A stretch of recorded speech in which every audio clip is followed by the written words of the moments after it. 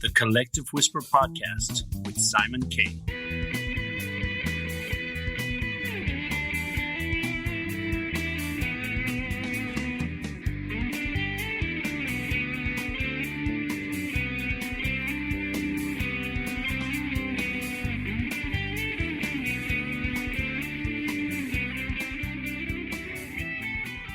Hello, everybody, and welcome to this week's episode of the Collective Whisper Podcast with me, your host, Simon K. Today, we have a very interesting episode where we're talking about Ireland's drug use, and especially in rural areas. We'll focus more on that today. We also have a very special guest, Anne Murphy, a journalist from the Irish Examiner, and she'll be joining us a bit later to tell us her take on everything. And she's written some fascinating articles and an amazing book about drugs in Ireland and drug smuggling in general. So we look forward to talking to Anne later on. And before we get into it, we'd just like to remind you, please, guys, follow the show, review the show, help us out where you can, and spread the word. We really appreciate it. Thank you very much. Okay, let's get on to drug use in rural Ireland.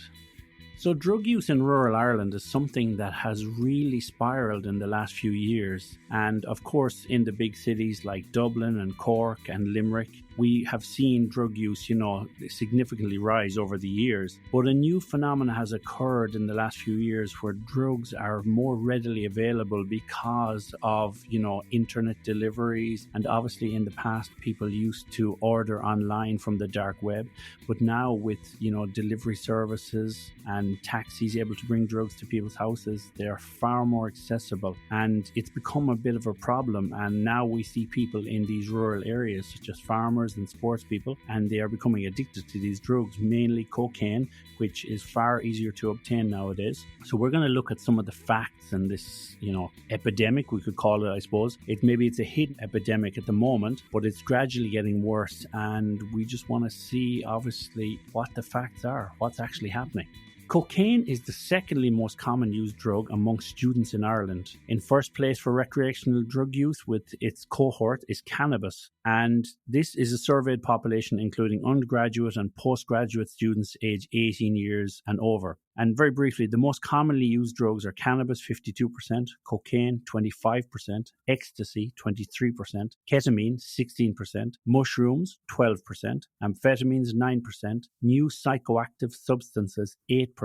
1 in 4 current users say they started taking drugs before they were 16 years old. According to Ireland's Drug Crisis Campaign, there has been a consistent increase in drug use in the Irish population since regular population surveying began in 2002, with males and young people being the most common users. So when we look at the facts in a little more detail, prevalence of drug use in the Republic of Ireland, 26.4% of Irish adults aged 15 years or older report using an illegal drug in their lifetime, 7.5% in the past 12 months, and 4% in the past month. The lifetime usage of cannabis, 24%, is considerably higher than any other form of drug. The second most commonly used drug is ecstasy, 7.8%, with lifetime usage of cocaine, including crack and cocaine powder at 6.6% and 6.4% respectively.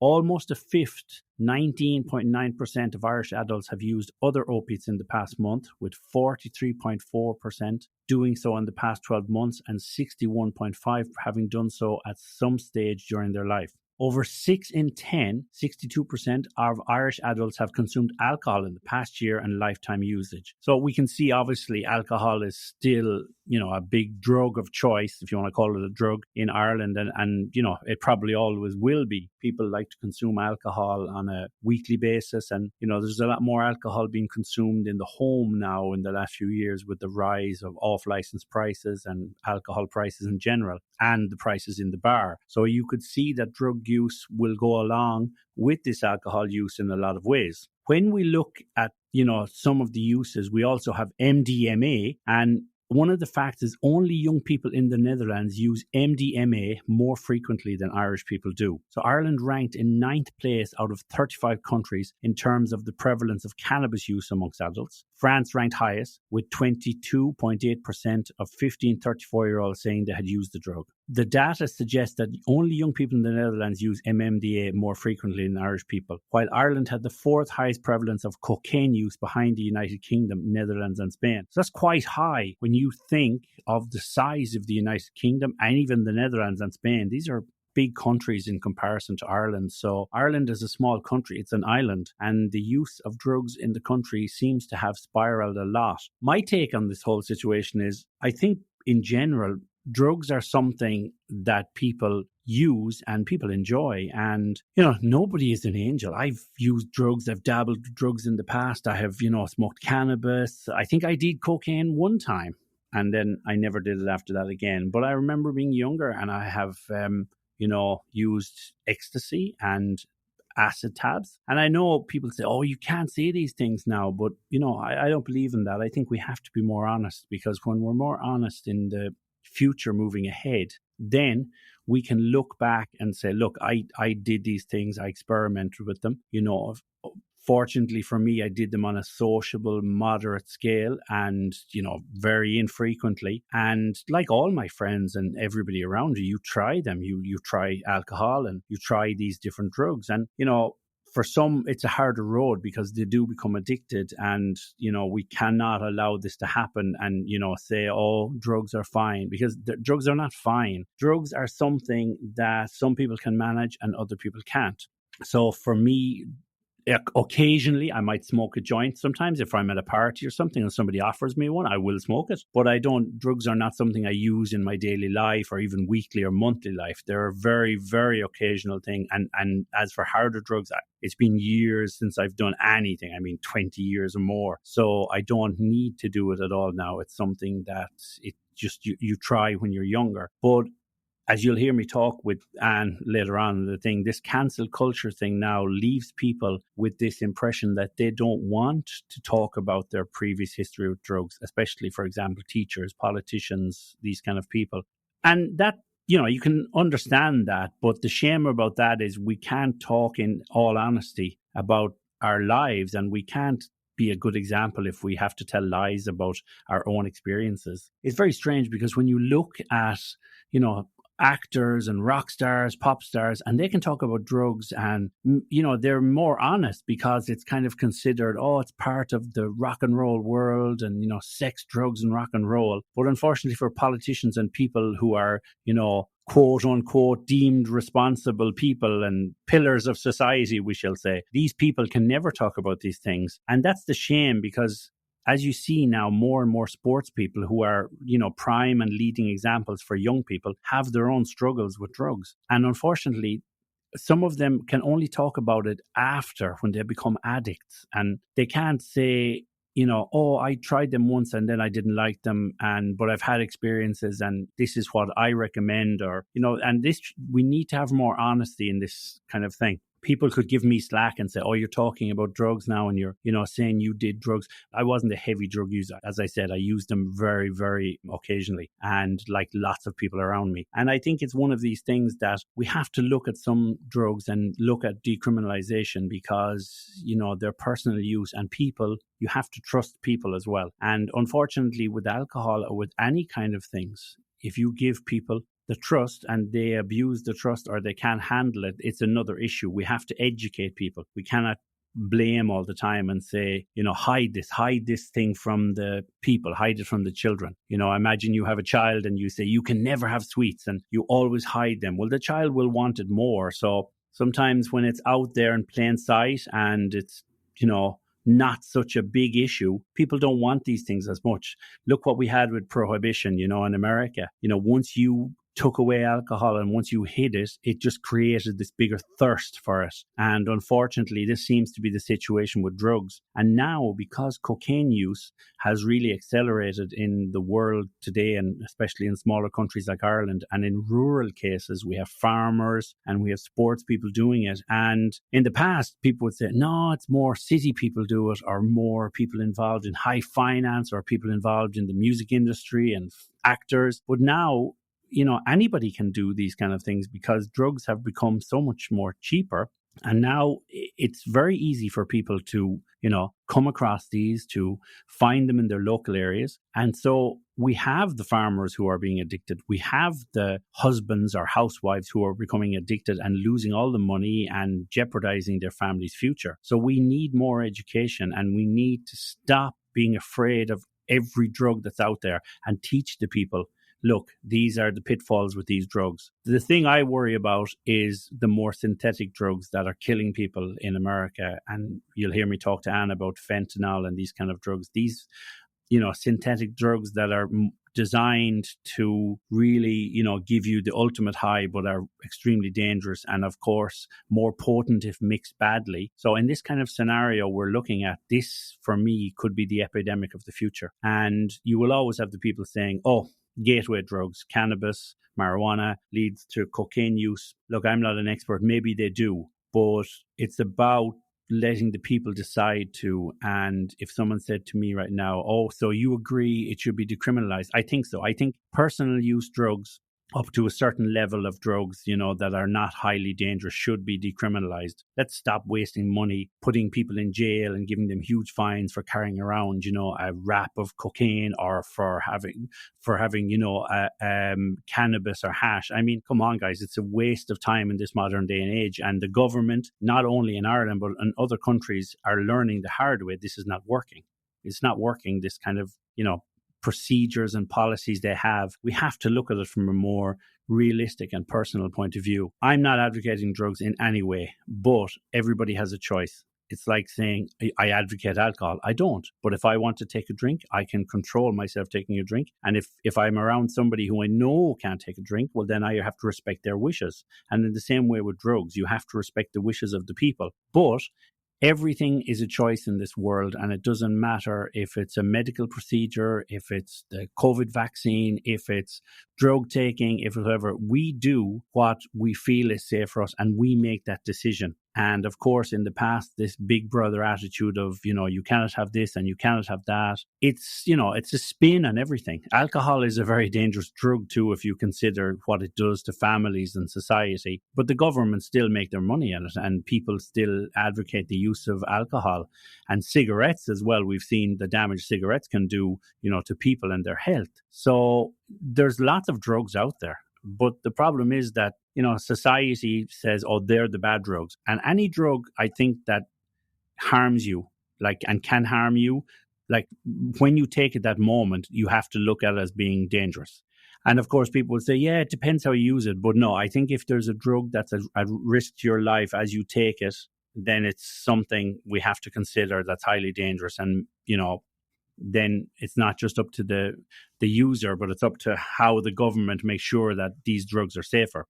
But I think we have to look at the possibility that decriminalizing drugs and up to certain levels will help society. And it has done so in countries like Portugal. And I think now is the time to weigh this up. So we're going to go over now to Anne Murphy, and Anne is going to talk about her experience writing as a journalist and dealing with drug cases. And Anne wrote a very good book, and I'm going to tell you about that. So Anne Murphy is an award-winning journalist, and she's a general news reporter with the Irish Examiner. Anne was previously a crime reporter at the Echo in Cork, where she spent 19 years. In 2020, she was bestowed with a prestigious Justice Media Award from the Law Society of Ireland. Mrs. Murphy was the recipient of the award in the print online journalism local category, receiving recognition for her sex for rent investigation. She graduated from the Mary Immaculate College, Ireland. She has written a book on drug smuggling in Ireland, and it was published in 2008 called Nothing to Declare: The Drug Smuggler's Deadly Trade. So welcome to the show, Anne Murphy. How are you? I'm very well, Simon. How are you? It's great to have you on. Thanks very much for taking the time.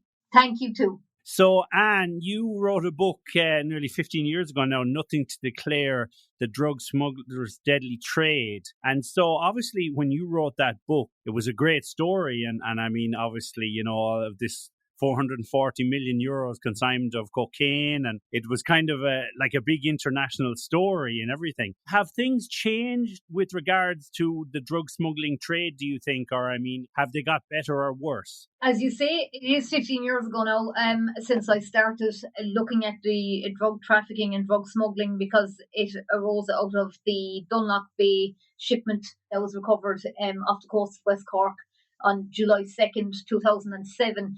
440 million euros was the worth of that seizure. And we haven't had any major seizures over the last 10 years or so as big as those, as big as that one. And there was another one off Castletownbere called Dances with Waves.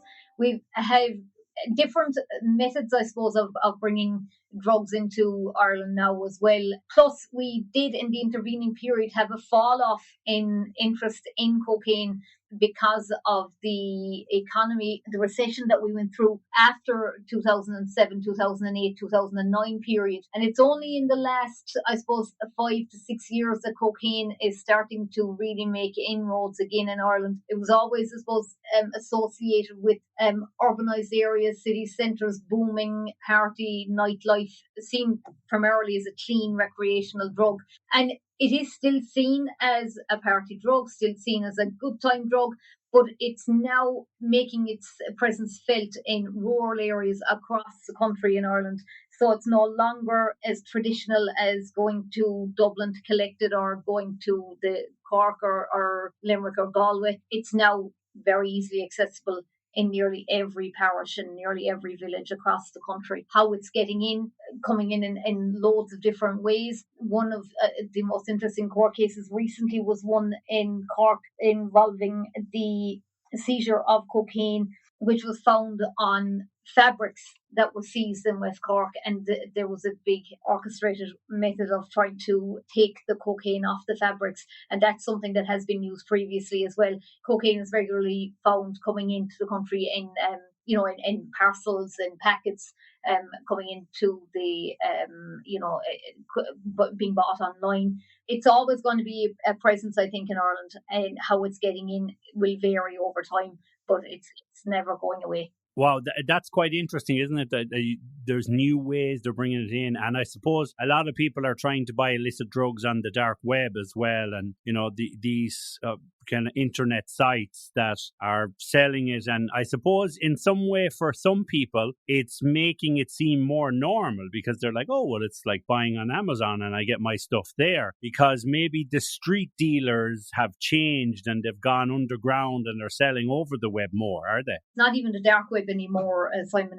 People are selling it very easily through Snapchat, TikTok, Facebook, loads of different ways, WhatsApp groups. I know that there have been cases of people going away on, a sports club, for example, in Cork a couple of years ago, were travelling abroad, and they had one person selected to be in charge of sourcing the cocaine for the trip away, and the shopping list was for, I think, about 95% of that team were going to be taking cocaine when they were away. And what kind of ages were they? In their 20s. In their 20s, wow. Yes.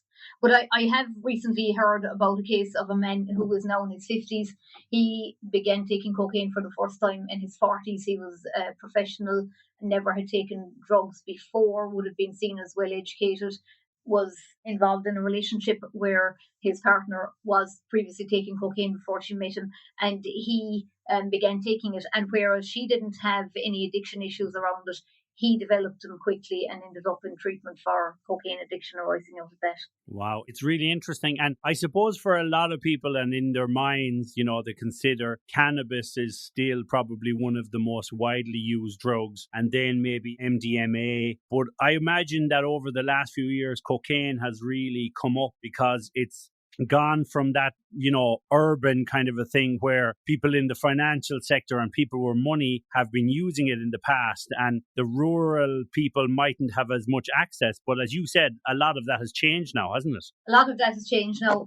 I did a 2-day feature in the Irish Examiner in mid-March in relation to cocaine use in rural Ireland, and I came across a lot of fascinating stories from talking to people. One guy I was speaking to was a senior hurler. He had never touched an illicit drug until he was 31. He became a frequent user of cocaine after coming across it on a night out with a friend of his at a house party after a night out. He wouldn't call himself an addict. He never ended up in treatment for it, but he was concerned by the level of usage, and he was concerned eventually by the amount of money that he was spending. Unknown to his partner, they share a home, and when she was away, he would take cocaine.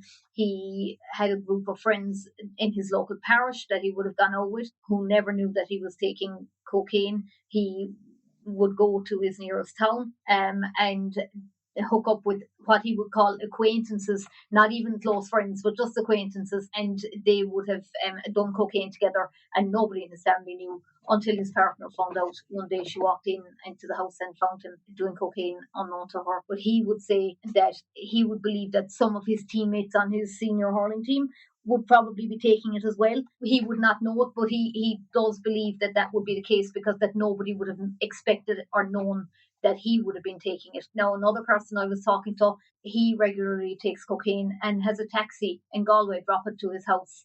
And he does all the deals online, has never met his drug dealer, but is quite happy to liaise with him online and pays on an online payment platform. So it's very easily and very cleanly done. And then I've spoken with people who readily use it in a pub on a night out, don't even go to the toilet to do it in private, because they feel so comfortable taking it with their group of friends, take it out of their pocket on a key or a payment card or whatever, and do it quickly and discreetly as possible without having to leave the table. Yeah, because probably most of the friends there are doing the same thing, so they're not shocked by it. And whereas in the past, you might get one or two in a group of 8 or 10 who might use it and say, hey, do you want a line or do you want this? But now it's far more prevalent, and it's amongst all the group, isn't it? It is, and like I've been speaking with a number of people who are concerned about its use in rural areas, and one person was Pat Tehan, the Leinster Council GA chairman, and he had raised concerns about it at the Leinster GA convention earlier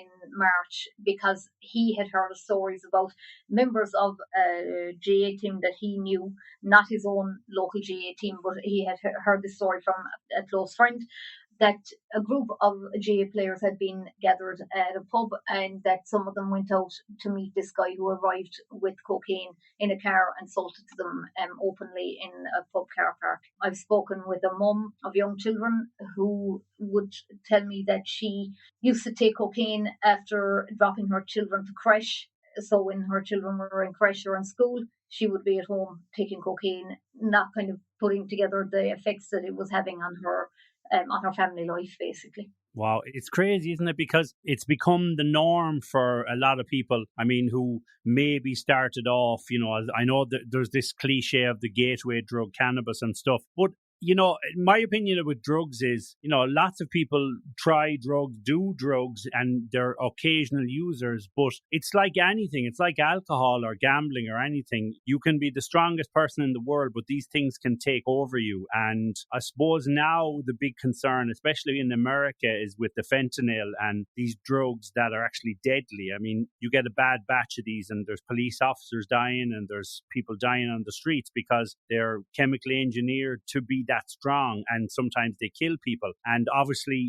we had the very sad news with the Foo Fighters drummer this week with, him dying, and they found 10 types of drugs in his system. So it just shows you that because it's much easier to get these drugs now, people are normalizing it more because it's not so underground, isn't it? Yes, I mean, I've spoken with a number of people who have lost relatives to drugs overdoses, people who would not have been addicts, but who would have used them on a night out or, at a festival or whatever.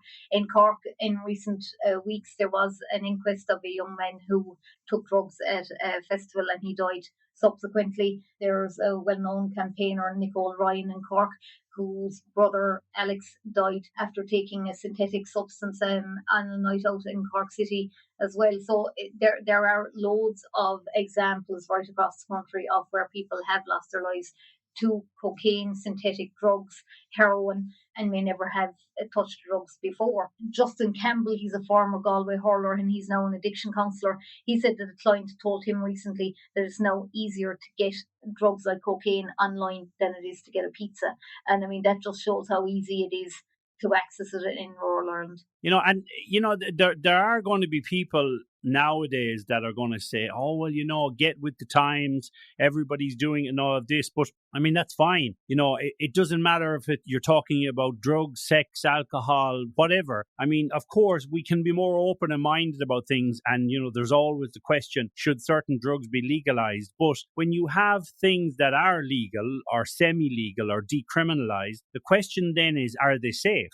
Are these things safe? And, fair enough, people can say, oh, well, cannabis can lead to other things, but cannabis doesn't kill people like cocaine does or fentanyl or these at the same rate. So the question is, it's not a question of should it be legal or decriminalized. It's a question of how do we make it safer for the people on the street? Yes, Mike Duran is a senior addiction counsellor in Coomberra and Brewery in County Limerick, and he is a strong voice for the community, and he believes that to legalise or to decriminalise would be going down a dangerous route. He points out that we have big alcohol problem in Ireland, and that's a legal drug, and it hasn't changed anything. Like if we look at the courts every day, there are several cases every day that come before the courts in relation to alcohol use. And as Mike Uran points out, that is a legal drug.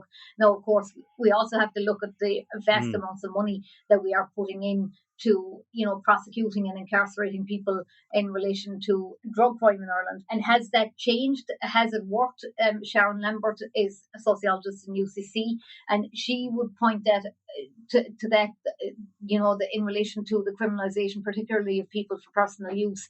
Has it done anything to change the usage of illegal substances in Ireland? And what is the point, I suppose, of criminalising somebody for possession of a small amount of cannabis or cocaine or whatever, when it affects their long-term futures, such as, travelling abroad, getting a job, maybe guard vetting, etc. So it is an area that has to be examined, I think, and it is a pity that the Drugs Citizens Assembly has been pushed down the line here in Ireland, because it had been included in the programme for government, but now it has emerged that there's no commitment to a date for hearing it. And there is concern about that, because that if we had been in a position to hold a Citizens Assembly on the drugs issue, then maybe the way we deal with drugs possession and drug use in Ireland would be looked at and possibly addressed with different ways of looking at it, because some families are, they're concerned that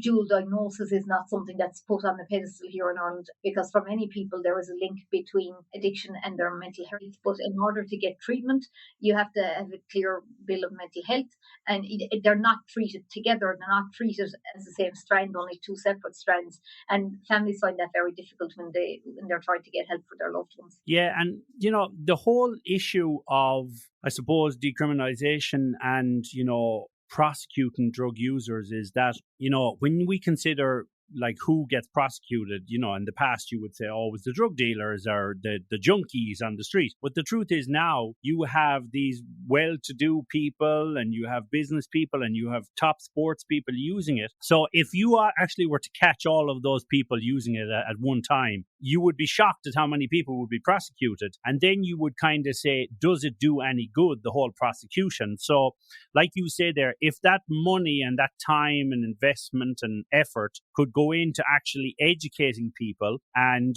not prosecuting them, but helping them and rehabilitating them, I'm sure it would be a much better road, because we're never going to get away from the problem of alcohol and drugs and recreational things that people use. These things will always be around. I think in the same way, if you get behind the wheel of a car with alcohol in your system, well, then, of course, you should be punished for this because you made that decision and, you didn't take the time. So it should be the same with drugs. But, obviously, when they're catching people for possession of drugs, you're kind of saying, well, you're not allowed to have that and you're not allowed to use that. And now we're going to prosecute you, rather than saying, why are you using it? And tell me the reason. And rather than being an ear to help that person, they choose to prosecute them, and sometimes that's a waste of time, isn't it? Well, I think we're looking solely at drugs from a criminal justice perspective, when it's actually probably more so a health perspective that we should be looking at it from. The amount of money, I suppose, that is put into,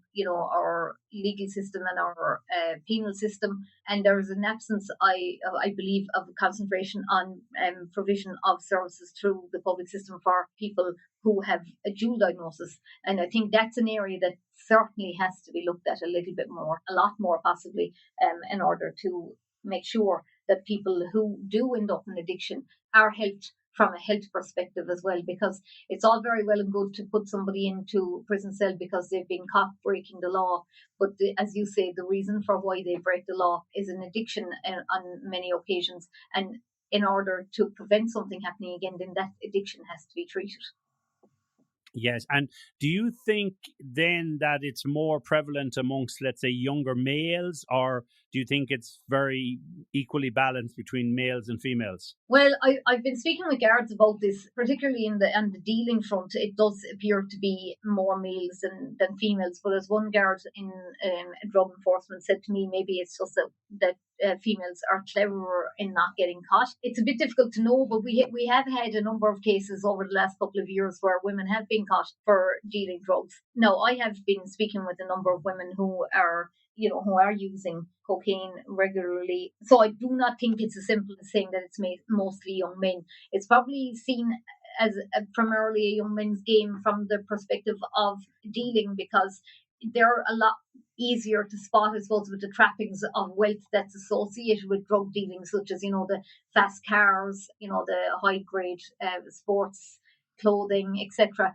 But it is the case that women are also involved in it. It's just that it might not always be as prevalent and as, visible to the eye. But I think it's, at the moment, definitely is a case of women and men, girls and boys, all using at the moment. Yes, and obviously when we talk about drugs nowadays, the big drugs coming in are synthetic drugs, a lot of them, and I'm sure because of that the price has gone down, because one time if somebody wanted to get a wrap of cocaine or a line of cocaine, they probably paid a lot. But now the price has come down a lot, so it's become more recreational and people can afford it. Obviously, if you become addicted and you're using it a lot, then you're spending all your money and you're selling things and stealing things, like, as most drug users end up doing to facilitate that use. Mm-hmm. But with the synthetic drugs, like the one I mentioned there, the fentanyl in America, is that here a lot as well, fentanyl? I wouldn't say it's here a lot. I have come across, incidents of it, but it wouldn't be very, very common here in Ireland. But synthetic drugs are, people are buying products online, not really knowing what they are. And, like you go onto the different websites and there's different shopping lists and new names for them emerging all the time, because, the people involved in this huge industry are making different combinations of chemicals all the time. And so when they arrive here, nobody really knows what they are and what they're taking, to be honest. It's kind of scary, because if that drug, fentanyl, is not really here yet, it's kind of scary for the future, because you kind of see what's happening in America and you're wondering, if that hasn't arrived in a lot of countries where there is a lot of drug use, and the day it does arrive, it changes things, because not only are you going to see, lots more deaths, but you're going to see, obviously, people getting addicted easier and everything. So we could be facing a major epidemic over the next 10 years with the synthetic drugs in Ireland, couldn't we? Another thing that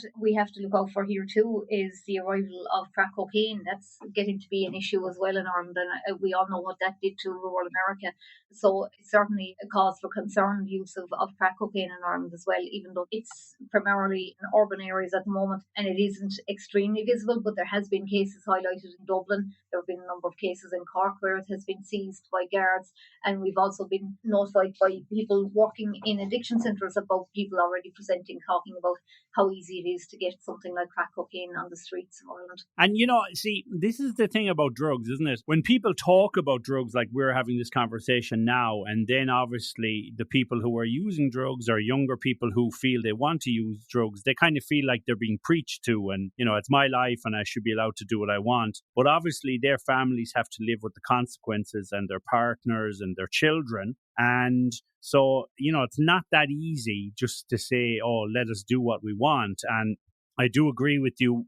much like a lot of other things that are legal, it doesn't mean people stop doing them less. I think what happens is that, people learn with experience and age. And obviously, the older you get, once you get into your 30s and 40s, maybe you have dabbled and you've tried things and you've said, oh, I wouldn't like that, or I went through it and I learned my lesson and I was lucky I got out of it. But for a lot of younger people, they kind of feel like when they see these talks about drugs and they see these conferences and the politicians and journalists and radio presenters and every kind of thing talking about them, they feel like they're preaching, don't they? Yes, and I suppose that they feel as well that, look, this is our lives and we want to be able to experiment. We want to be able to do what we'd like to do. I suppose choice is something that's emerging more and more in Ireland compared to previous generations, where I suppose we were under, a lot of establishment rule in Ireland previously, under the church and authority in general. And I think the up and coming generation, they really feel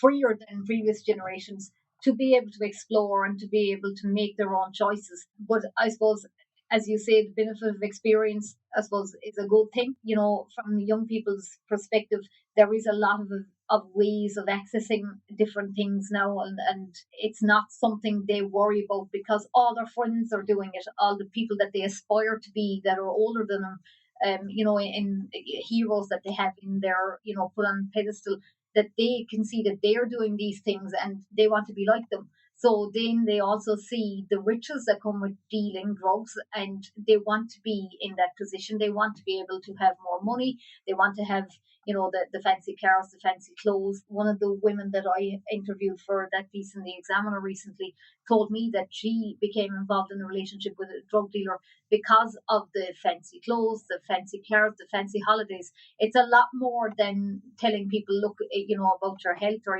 the dangers of it, or, you don't know where that's after coming from. It's a lifestyle that attracts these young people too. Of course, yeah. And I mean, it's the trappings of success in a way, because we all know that somebody can get involved with somebody because they seem successful. And then if you find out, oh, it's because they're doing drugs, are you brave enough to walk away? Or do you say, well, I enjoy the lifestyle and the standard of living maybe? So it's obviously when things are going good, people don't want to leave. But when things turn nasty or turn bad, then they're like, oh, I should have left. So it's easy to look back on those things. But, I feel now is a time as well, I suppose, for parents to be more honest with their children, because we all know growing up that, if parents would say to the kids, don't smoke and don't do marijuana and don't do this, and they'd say, did you ever do it, Dad or Mom? And they go, no, because we always have this thing in our lives of like this kind of cancel culture, where if older people talk about their experience with drugs, they're afraid they'll be judged, and also that, they could lose their jobs. And especially when you think of politicians, for example, politicians are there and they're talking about drug laws. And, of course, in their past, maybe they have dabbled, as a lot of people have when they were younger, with marijuana and cocaine and stuff. But they can never talk about that because of the position they're in. So that's why these things are still very taboo. And it would be a great thing if people could, come out and say, oh, look, I've tried this drug and I've done this and it wasn't a good experience for me, so I'm just giving you my opinion. But it's a very hard thing for people to do, isn't it? It is. As you say, cancel culture is a big thing now right across the world. For somebody in a political sphere to come out and say that they were a regular user, as opposed to being an addict, because I think it's the users that, the recreational users that are what tempts people to go down that line. And certainly I think if somebody was to come out in the political sphere and admit to that, yeah, it would be a cancel culture result there. I think you talk about parents there and the necessity for them to be honest with their children, about their usage. I think that just brings to mind another thing that I have come across is the problem for parents when their young people get involved in drugs and amass big drugs debts. I've heard a number of recent cases of families being targeted violently because of drug debts run up by their kids. Loan sharks and things. Indeed, yes, or situations where young people have been given drugs on tick and they rapidly run up debts with the drug dealer and can't pay them back. And then the drug dealer obviously wants to get the money back and brings in enforcers to make sure that the families, see how serious this is and that the money needs to be paid. And I know of one situation in Munster where a family had to take their third level student out of college because they could not afford to send him to college because of the drug debts that they needed to pay back for their son after he became involved in drug taking after starting his college course. It's just about levels, isn't it?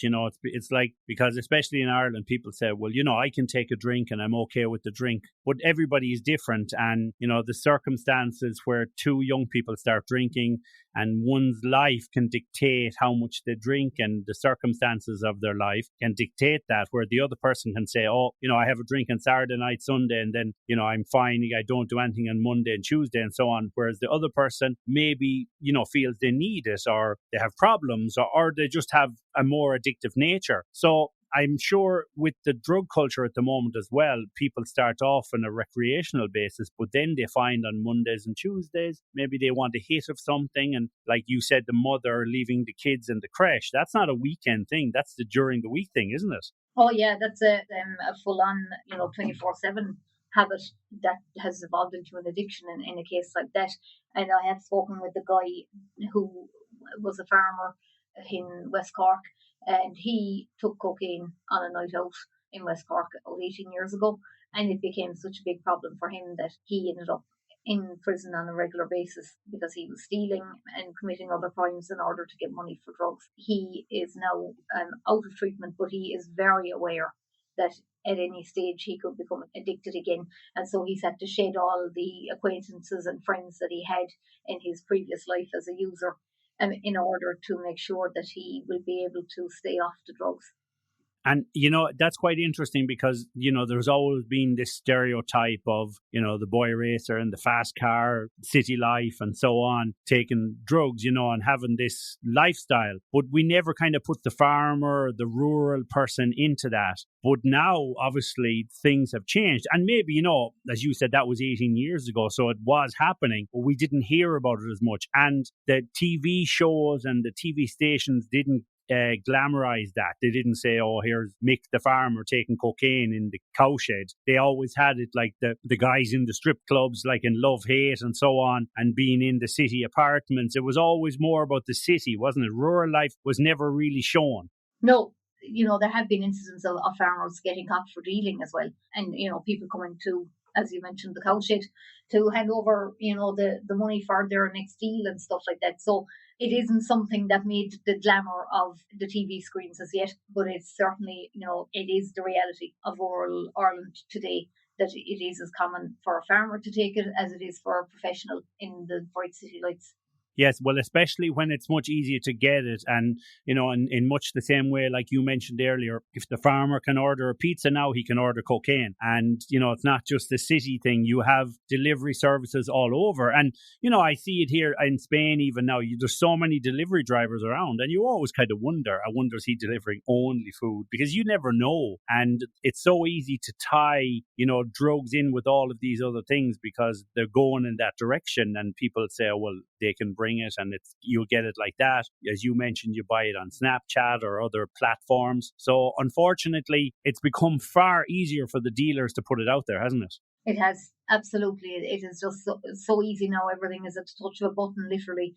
You order online, you pay online, and you don't even have to worry about it having to go and collect it because it's delivered to your door. Just finishing up then, Anne, do you think, obviously, when you look at some countries like Portugal, they kind of decriminalize drugs and stuff. Do you think that for Ireland, that we will only follow suit like with a country like England, or do you think that the government will ever be brave enough to make a decision like decriminalisation, or how do you think it will move forward in the next few years? Well, we did have an examination done by an Oireachtas committee looking at the situation in Portugal and to see how that evolved. And there was recommendations made, that we should probably, go looking at following the Portuguese route. But it was never, pursued. It was a changed government, and it had been hoped that the Citizens' Assembly on Drugs would again look at that issue and the possibility of decriminalisation for personal use. But we're still in that position that we don't even know when the Drugs Assembly will be held. And so basically we're in a bit of a no man's land at the moment in relation to that area. It's quite interesting, isn't it? Because you kind of wonder if they decriminalise cannabis, for example, and then said, okay, we'll start there. But it's like they're not sure, do we decriminalize like 3 or 4 different drugs at one time? Do we start with one drug and see what the outcome is over a few years? I think they're not sure how to approach this either, are they? Well, I think it's not even decriminalising cannabis or, any specific drug. It's looking at that somebody wouldn't be criminalised or prosecuted for possession as opposed to possession for dealing. It's possession, simple possession for personal use. So I think that's the approach that would be considered here. I don't think we'd be looking to go any further than that, to be honest. Yes. Thanks very much, Anne, for coming on and shedding some light on, that situation. And as I said, it's one to keep an eye on, isn't it? Because hopefully things will change in the future, but it's a slow road, and anything to do with drugs kind of usually hit a really high peak in a bad way before something's really done. So hopefully, I'm hoping that we don't see a major epidemic in the next few years, with these synthetic drugs. And hopefully we're learning our lessons and we're kind of figuring out how to do it, and we can avoid that, no? Indeed, absolutely. But I think we've got a long way to go on that front here. Yes. Listen, Anne, thanks very much for coming on. It was a pleasure to talk to you. Anne Murphy, everybody. Thank you very much. Okay, Anne, thank you very much for coming on and giving us some amazing information and interesting information, but also it's pointing towards a more deadly thing happening in the future, and especially in the rural areas. So we have to keep our eyes open and watch, and hopefully this will not get worse, and the government hopefully has to do something about it. So all I want to say is to everybody who's listened to the show today, some people might say it's a little controversial and some people mightn't agree with some of my words. And, I'm sure everybody has their own experiences with drugs or with family members who have taken drugs. And all I can say is we're not advocating drug use in any way. We're trying to highlight something here, and, just telling my own story, being a youngster and seeing how many people do it. And nowadays, I think it's far more prevalent among the young people in society, especially in Ireland and other countries. So whatever people used to do in the past, it's being used far more in society. So we want to thank Anne for coming on, and we hope you enjoyed listening to the show. And if you've been affected by anything in the show, we will put some helplines down below. And again, we're not here to advocate anything. We're here just to inform and to tell the listeners about what's happening. And we hope you enjoyed the show. My name is Simon K. This is the Collective Whisper podcast. And thanks for listening, guys. Take care. Until the next time, look after yourself and your family. Bye-bye.